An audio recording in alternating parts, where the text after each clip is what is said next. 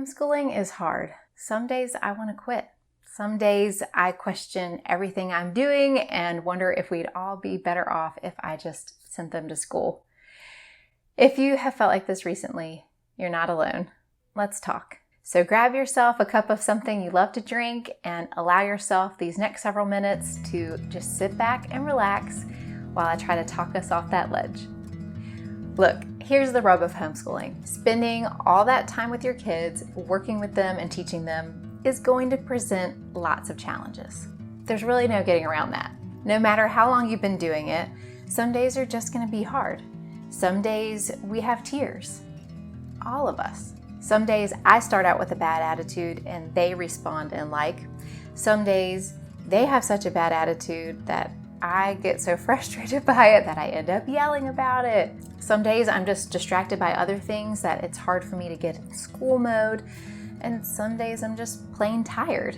And I'm sure you have your own list of things. And those times make me question if my efforts are worth it, if I'm doing a good job, if I'm actually putting a strain on our relationship because of the struggles and battles we have each day. So why in the world would I keep on doing this hard thing when it would be so much easier to just ship them off to school and get so much more done in a day? The key word there is why. Why do we choose to homeschool our children?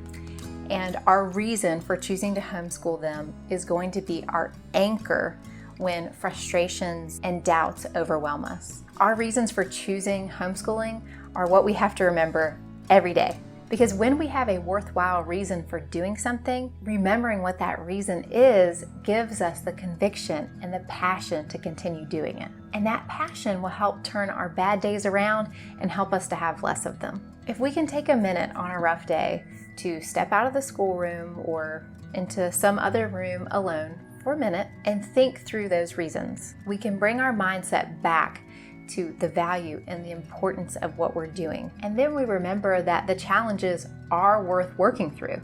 Take that minute or 10 to pray over yourself and your family, and then suddenly we're able to walk back into that schoolroom with the resolve to have a valuable school day, and we're so much better equipped to manage their attitudes and ours. It's easy to get lost in the weeds of the day-to-day lessons and assignments. So one way you can help keep your mind focused on the reasons you're homeschooling is to write them down and put them on the wall. Do you remember back in school when the classroom would have like those motivational posters on the wall? Well, those are helpful for adults too. So it's very helpful to have something that you can look at and read on the daily to remind you of your purpose. Maybe there's a particular quote or Bible verse that brings you that motivation to keep homeschooling and the conviction to continue in your decision. Put those up on your wall too. With the way that things are going in the public school system, I feel very resolved that I will never send my kids there. Obviously, there are other choices than just public school and homeschooling. There's private schools. But if homeschooling is the best option for your family, then we still want to do that well, and that requires us to have good attitudes and have our mindset right. So remembering our reasons why really help with our attitudes, because we see the value and we see the importance, and that gives us that drive to do it and do it well. You know, these innocent children, they deserve a childhood free from perversion and bullying and things that are being taught in the school systems that try to take away their innocence too soon. We want to ensure that they're being taught good values. Not that you can't teach good values even if your kid goes to public school, but then the school system, either in the curriculum or the example of their teacher or their peers, is going to counteract what you're trying to teach them at home. And with the large amount of time that they spend at school, who's more likely to win that battle for their mind and their heart? Another big reason that we've chosen to homeschool is that, as hard as it can be sometimes to be together all the time, I wouldn't trade that for sending them off 30 plus hours a week to the government, essentially, because if they have them for 30 plus hours a week, that's going to start to impede on the unity of our family. And the family unit is so important as they're growing up. And so I want to protect that as much as I can. I want to protect them from evil. I want to train them up in the way of the Lord, not the way of the government. I want to teach them how to learn, not just what to learn, so that they'll love to learn. And all of this takes time and effort. Is it hard? Sometimes. But is it worth it? Absolutely.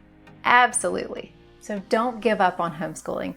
Seriously, thank you for all that you're doing for your family and society and the world and this next generation, because it is so valuable and so needed. So don't forget your value and the importance of what you're doing. When you get overwhelmed, remember the worthwhile reasons that you have for choosing to homeschool, and then pray about those things and your mindset to be centered around those reasons. Take a break when you need to. Schedule in fun days and field trips throughout your school year. It doesn't all have to be book work. Learning can be done anywhere, and you can find things to learn about in just everyday life. Take brain breaks with your kids. That could be just like a silly dance party or ride your bikes around the block one time. It can be short, or maybe just break to have a snack, because sometimes we all just need a Snickers. Okay, I don't actually really like Snickers, but you get what I'm saying. Food helps everything, right? I do have a video on some ideas on how to motivate your kids to get their schoolwork done in a timely manner. So I'll put that up on the screen at the end for you so you can watch that next, and hopefully that'll be helpful to you as well. And the biggest thing that helps me not to feel overwhelmed is being prepared. So it's summertime right now, hallelujah. But while you have the space to think about things and kind of recoup and debrief about how last year went, take some of this time to get yourself prepared for the next school year, so that you don't feel like you're playing catch up or in survival mode. You can feel like you're on top of things, and that's going to help us have a better attitude and mindset every day. We're actually going to talk about that more in next week's video, so be sure to hit that notification bell so you're notified when it's posted. But that'll be out next Wednesday, and hopefully that'll help you feel like you are ready to take on the school year. So if you're feeling more motivated at this point, do me a big favor and hit that like button below. That helps more moms to see this video on YouTube. And if you are new to my channel, my name is Sarah, and I have 4 kids from the ages of 10 to 3.